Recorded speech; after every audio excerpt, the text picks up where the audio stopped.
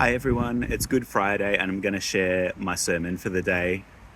You might want to have a read of the story of Jesus' last day from his arrest up until his execution. It starts in John 18 verse 1 and it goes up to 19 verse 30. So feel free to pause the video and have a read of that and then start the video up again. It's fair enough to ask, how can we call this Friday good? We call this day Good Friday because we're remembering the death of an innocent man who did not get a fair trial and did not deserve to die. Crucifixion was a horrific form of punishment that was designed to break the spirits of a nation. The Romans used it against people who they'd colonized, and it created an example of anybody who stepped out of line. As people were passing a crucifixion site, all of them would see that this is what would happen to you if you rebelled against the rule of Rome. The church has an unfortunate history of blaming the Jewish people as a whole for the execution of Jesus, when actually the story goes that his downfall is a collaboration between the Roman colonial government and the local king who they'd installed and the Jewish religious leaders. It was church and state working together, working too closely.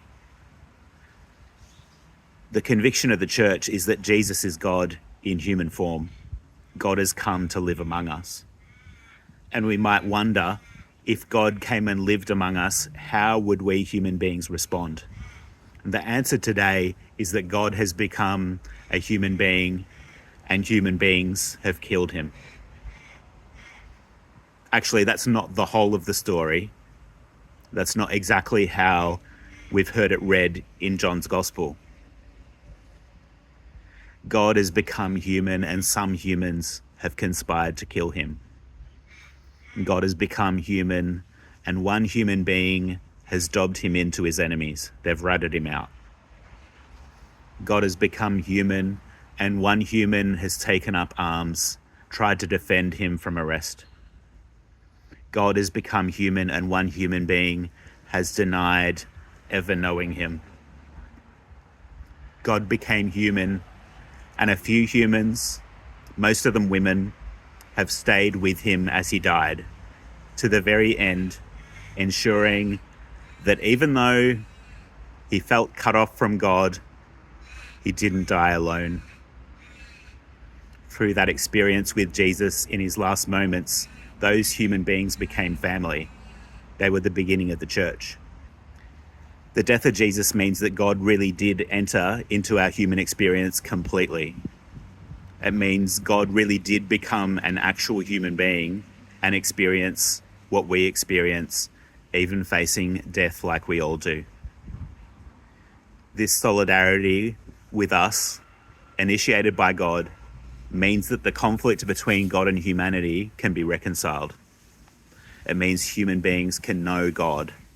As Western philosophy has often said that it's impossible to know God, but our experience, our conviction in the church has been that we know God through looking at Jesus.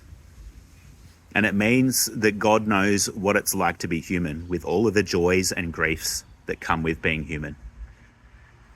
It also means that we can see something of Jesus' experience whenever we see or hear of people experiencing suffering and experiencing oppression. When we hear of people being deported to foreign prisons to die with no trial, we know that God is with them, that God is suffering too. When we hear of people being harmed by others in their homes and in their neighborhoods, we know that God is being harmed as well, that God is present. When we hear of people being killed and traumatized in war, when we see community groups that are made to feel unwelcome or unsafe because of their faith or culture or because of who they love, whenever people suffer, God is with them in it, joining them in their suffering. And we might ask, how are we going to respond to the suffering God this time when people are suffering now? Will we add to the suffering of our neighbours and add to God's suffering with them? Or will we turn away from our suffering neighbour and pretend we don't know? Will we turn away from God as God suffers with our neighbour? Will we take up arms and fight like Peter did, trying to protect the suffering God? Or will we be present with our suffering neighbour, just like God does, just like the few who remain with Jesus?